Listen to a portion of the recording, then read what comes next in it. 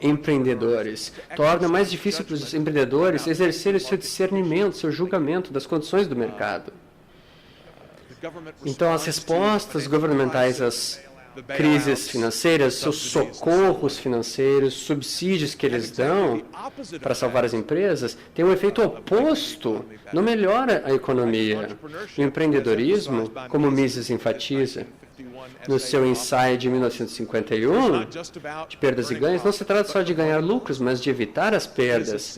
É essencial que os atores econômicos que agem como empreendedores ou promotores, mas que não têm um bom trabalho, ou que não sejam muito bom em prever condições econômicas futuras com relação ao que os consumidores vão querer comprar, essas pessoas não ganham lucros para cobrir os seus investimentos. E eles não devem ser considerados como empreendedores, porque um sistema econômico vibrante e bem-sucedido, e uma economia de mercado bem-sucedida, tem pessoas que são livres para ganhar lucros e sofrer suas perdas.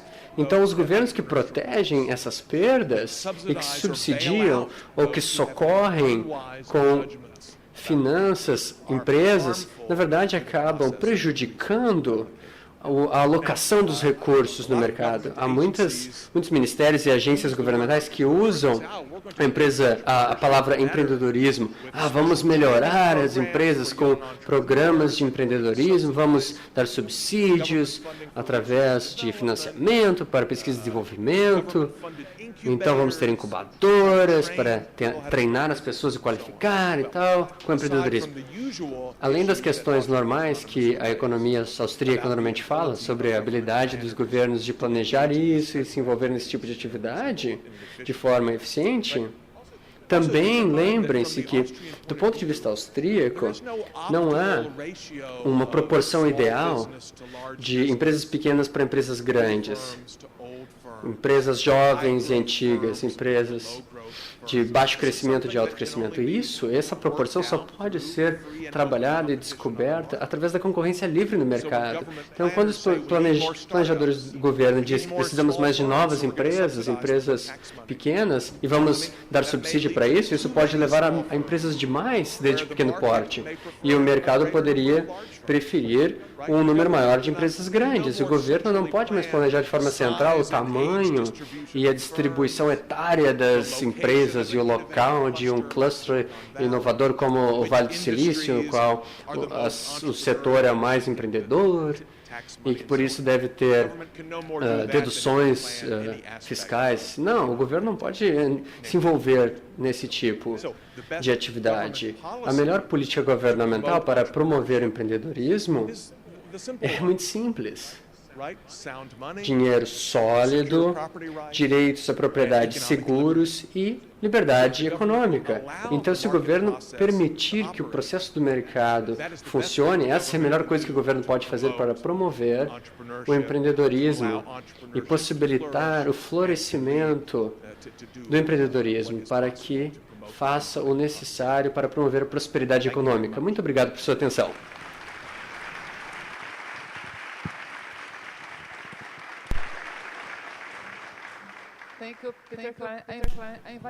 Obrigado, Peter Klein.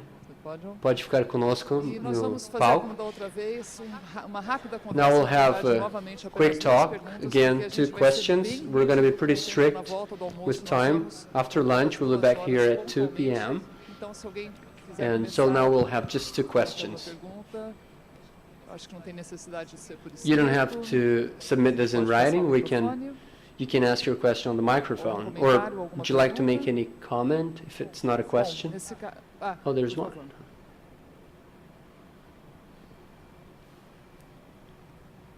He has to speak on the microphone.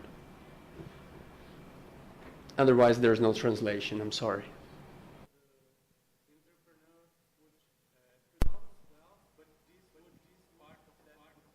Se ele não falar no microfone, não tem como fazer a tradução.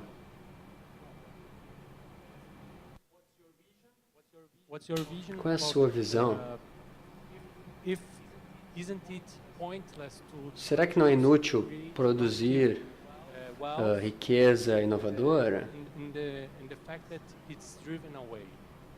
Porque isso seria ignorado. Muito bem. Bom, vamos ver se eu entendi a sua pergunta. Em uma economia intervencionista, no qual o governo extrai muitos recursos, o governo dificulta para que os empreendedores ganhem seus lucros, será que isso não reduziria o incentivo para se envolver em atividades empreendedoras? Seria isso? E se não seria contraproductivo, contraproducente?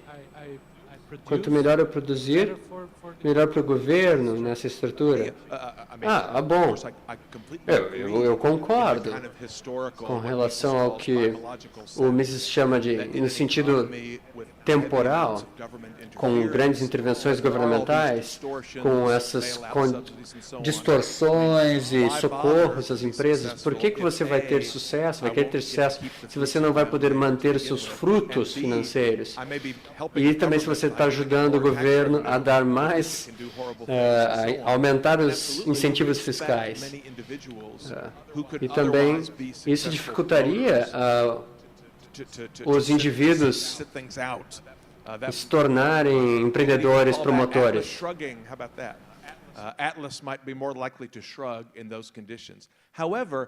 Isso seria mais ou menos como a noção da revolta de Atlas. Então, o empreendedorismo não é algo que possamos medir de forma quantitativa. Acho que isso é o que está por trás. Como o Mises disse, e o Guido vai lembrar da página, ter certeza, ele fala, mesmo na Rússia soviética e na Alemanha nazista, sempre houve pessoas que estavam tentando melhorar a sua situação, fazendo coisas para si, para suas famílias, para melhorar as coisas para si, para sua família. Você nunca pode eliminar o empreendedorismo de uma vez por todas, mesmo em um estado totalitário. Isso faz parte da natureza humana, tentar melhorar a sua situação. Mas claro que as consequências econômicas mais amplas vão ser reduzidas ou atenuadas comparado aos efeitos vantajosos de uma sociedade livre. Temos um participante lá que está terminando de escrever a pergunta, vamos esperar. Se vocês quiserem fazer uma pergunta em português, podem fazer, que ele tem o rádio de tradução. This one is in Portuguese, Hélio Beltrão. Eu try to. Quer que eu tenha? Tá com a tradução simultânea, claro.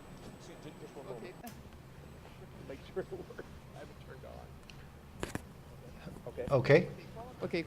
What is the definition of monopoly that you think is most interesting economically within this vision of yours? The neoclassical version or a legal monopoly guaranteed by the government? Então, eu prefiro a segunda definição. Como você sabe, existe alguma diferença na escola austríaca sobre monopólio. O Mises disse que a definição do Mises é diferente do Rothbard. Kirzner é o mais perto do Mises e diferente do Rothbard. Rothbard gostava a definição escolástica de monopólio de uma licença governamental, um direito governamental, um privilégio que barrava outros de entrar no mercado. Que diferente da visão neoclássica, como uma empresa que tivesse uma grande porcentagem da fatia de mercado. Se uma empresa tem 15 empresas, ele é competitivo, mas se só tem 3 firmas, é um monopólio ou oligopólio. Eu rejeitaria essa visão, como a maioria dos austríacos. Não importa quão monopolizado ou competitivo é o mercado, pelo número ou pela porcentagem de fatia de mercado. Existem alguns problemas, talvez a definição é meio arbitrária, mas eu teria mais a visão rothbardiana, que pela vista de competição, a única coisa que é preciso é que não exista barreiras legais para entrar em um certo negócio, um certo mercado.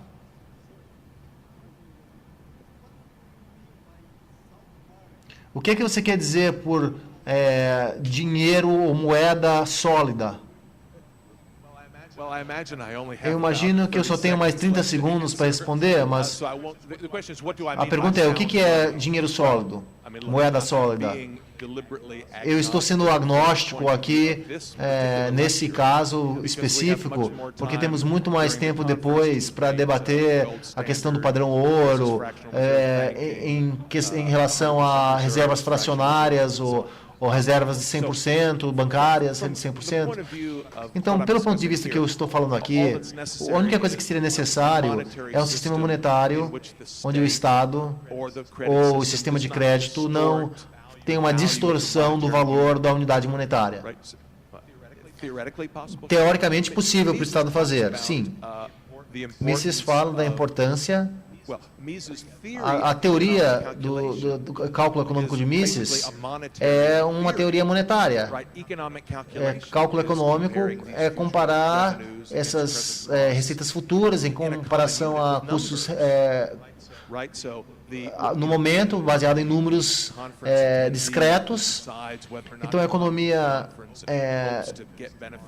pensa se eles querem os benefícios para amanhã. Isso não é catalítico, porque o lucro e a perda não é calculado por um número. Você não pode mensurar o valor subjetivo de fazer ou não fazer algo. O empreendedor catalático, ele consegue mensurar esses benefícios em dinheiro. Então você precisa de uma economia monetária com uma unidade monetária que é estável o suficiente para ter um cálculo. Agora, se isso precisa de um padrão ouro, ou se isso é consistente com reservas bancárias fracionárias ou dinheiro impresso, eu deixo isso para outra discussão.